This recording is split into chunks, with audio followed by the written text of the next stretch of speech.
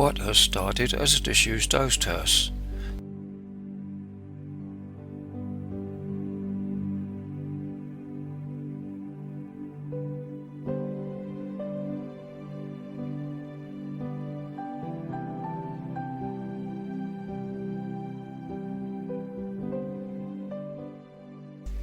In 1966, Mr. and Mrs. John and Lynn Mercy started to create Whitehurst Garden, which began as a 1.5 acre plot of cornfield. They gave a tree planting party and planted 1,000 hedging shrubs, 500 beech and 500 Lawson, 6 inches high at a cost of 6pence each. They also planted 100 different saplings. The land was divided roughly into lawn and field by mounds made from the excavated soil from drainage and lake excavations. They planted a double row of Lawsons, which eventually was created as a dark tunnel. The lake feature was created where they planted weeping pear, ash, birch and willow.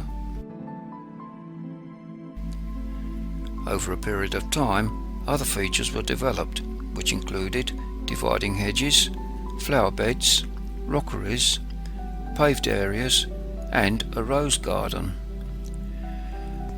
From this point on, all of this was neglected as they spent their time converting the oast house, working and raising their family.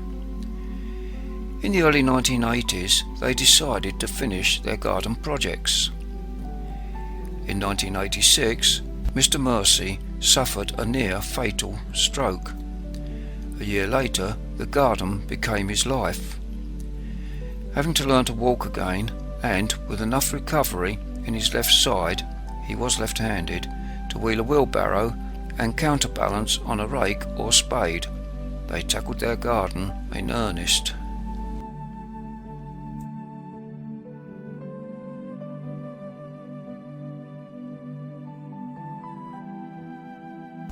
The 1987 hurricane. More than 40 trees were uprooted and 3,000 roof tiles were blown off of the oast roof.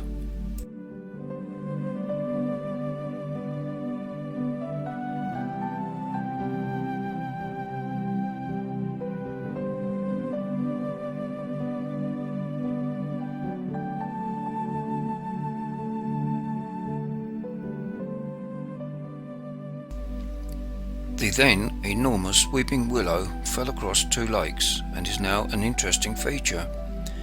They cut off the head of the willow and flattened the trunk to leave it as a bridge, and it has now sprouted.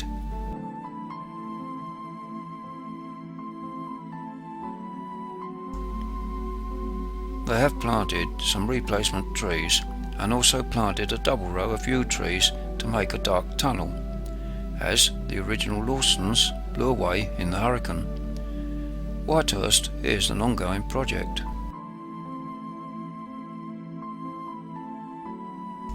In 1991, they formed a treetop walk, which is accessed by a cast iron Victorian spiral staircase.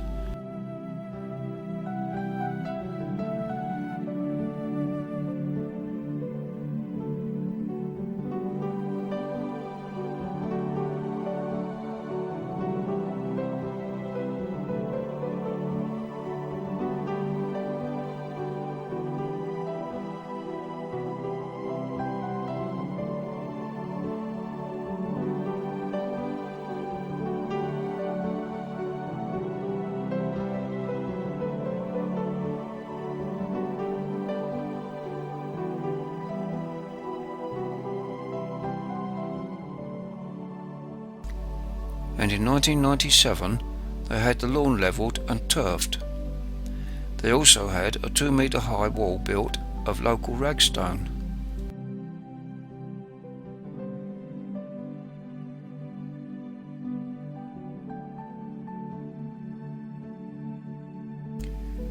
My wife and I visited Whitehurst at the beginning of October 2010 and feel that there would have been much more colour had we visited in June. but the garden is very well laid out. The property is only open for 4 days in June and 4 days in October, and is run in conjunction with the National Gardens Scheme, Gardens Open for Charity. After looking around the garden, we then went into their conservatory, and what we saw in there was, to my mind, the highlight of the visit.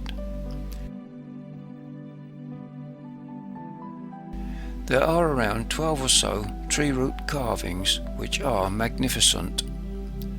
These roots were carved by Mrs. Lynn Mercy, and whilst you're looking at the root dwellings, she will remove sections from the front of these carvings, and this reveals rooms fitted out with furniture, etc.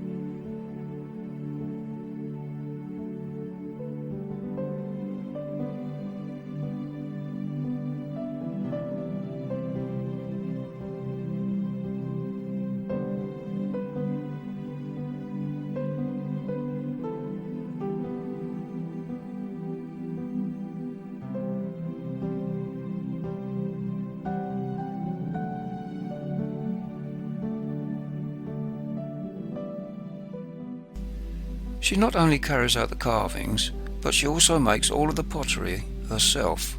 Her husband John made the moulds for her.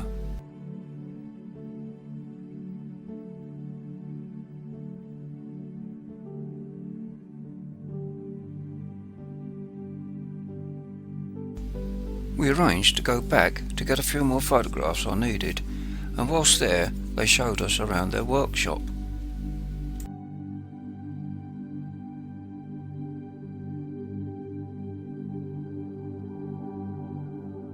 Whitehurst is most certainly a worthwhile visit.